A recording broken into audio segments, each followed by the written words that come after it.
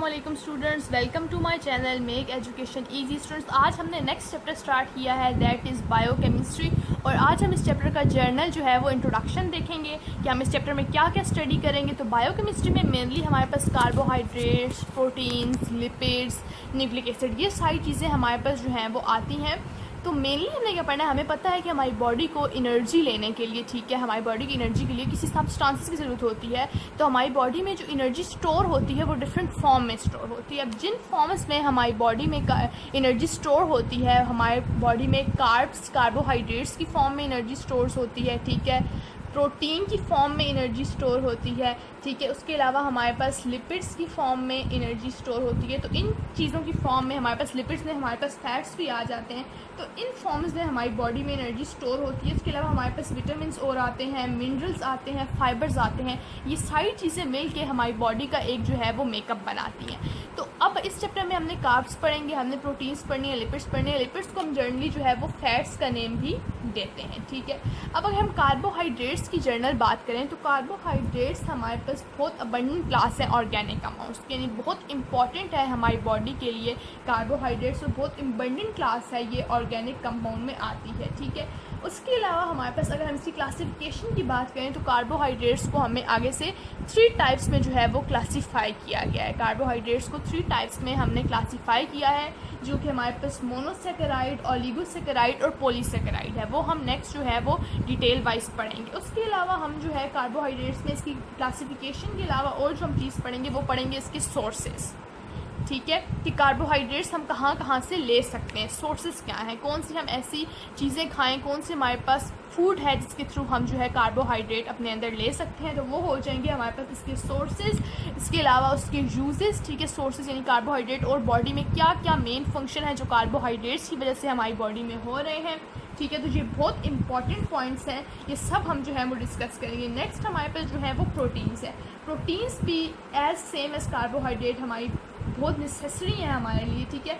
और प्रोटीन्स का जो बिल्डिंग ब्लॉक है, ठीक है, बिल्डिंग ब्लॉक जो प्रोटीन का है वो है हमारे पास अमाइनो एसिड्स।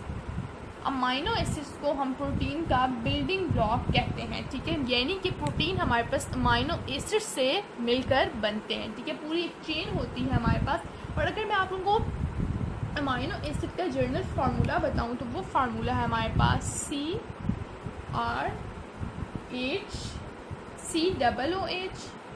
एंड NH, ठीक है।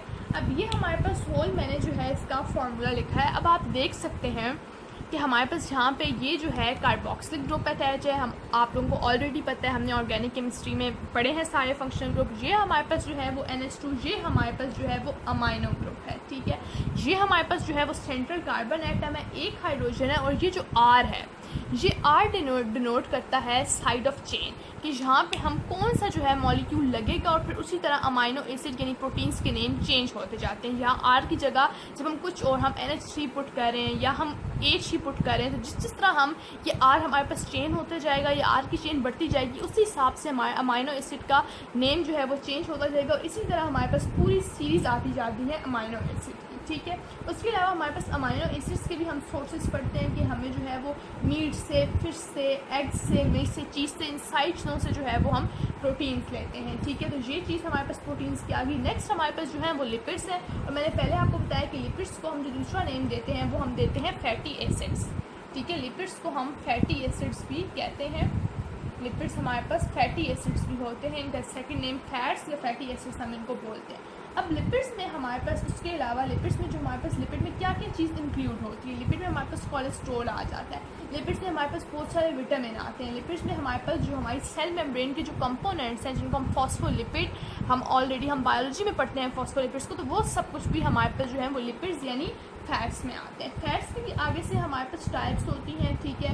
फैट्स में इसके अलावा हमारे पास ईस्टर्स आ जाते हैं फैटी एसिड्स की, जैसे कि हमारे पास अल्कोहल हो गए, ट्राईहाइड्रोक्सिल अल्कोहल हो गया, ग्लाइसोल वगैरह हो गए। तो ये सारी चीज़ें भी हमारे पास जो है वो लिपिड्स में आती हैं। लिपिड्स में हमारे पास, अब लिपिड को हम देखिए, मैंने आपको बताया कि लिपिड को हम फैट भी कहते हैं, और लिपिड को हम फैट के अलावा हम लिपिड को ऑयल भी कह सकते हैं। अब हम लिपिड को फैट कब कहेंगे और ऑयल कब कहेंगे?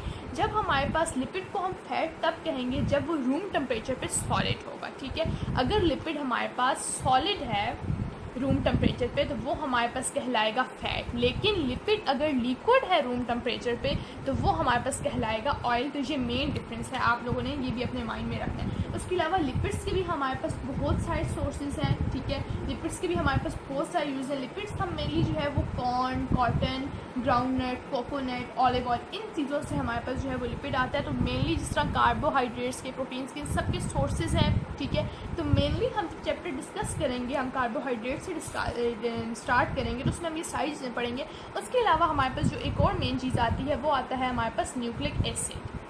न्यूक्लिक एसिड भी हमारे पास बहुत इंपॉर्टेंट, मतलब हमारी बॉडी का बहुत इंपॉर्टेंट पार्ट है, ठीक है। न्यूक्लिक एसिड में हमारे पास आपको पता है कि डीएनए, आरएनए और न्यूक्लियोटाइड हमारे पास उसमें 3 मेन कंपोनेंट होते हैं। एक न्यूक्लियोटाइड है हमारे पास, उसमें हमारे पास नाइट्रोजीनियस बेसेस आती हैं जो कि एडेनिन, थायमीन, साइटोसिन, ये सारी 4 जो है हमारे पास बेसेस आती हैं। उसके अलावा हमारे पास पेंटोज शुगर आती है जो कि 5 कार्बन शुगर होती है और फॉस्फेट ग्रुप आता है और बहुत कुछ आगे न्यूक्लिक एसिड में भी हमारे पास इंक्लूड। लेकिन हम जब स्टेप वाइज पढ़ेंगे तो सबको डिटेल में डिस्कस करेंगे। आज मैंने आप लोगों को जनरल इंट्रोडक्शन दे दिया कि हम इस चैप्टर में क्या पढ़ेंगे।